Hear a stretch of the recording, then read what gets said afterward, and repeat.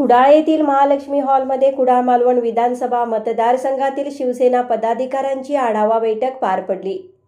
या बैठकीला कुडाळ मालवणचे आमदार निलेश राणे यांनी उपस्थित राहून शिवसैनिकांशी संवाद साधला।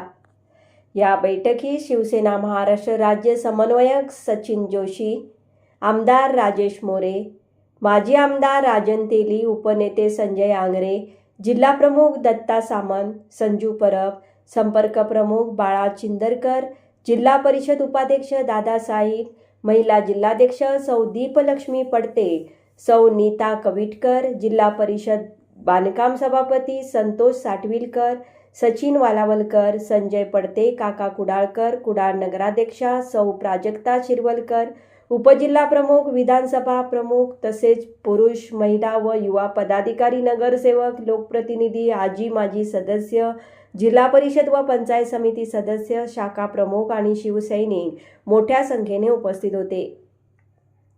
बैठकीत संघटनात्मक बळकटी, आगामी नियोजन व जनतेशी संपर्क वाढवण्याबाबत सविस्तर चर्चा करण्यात आली। नंबर 1 निर्धार न्यूज कुडाळ।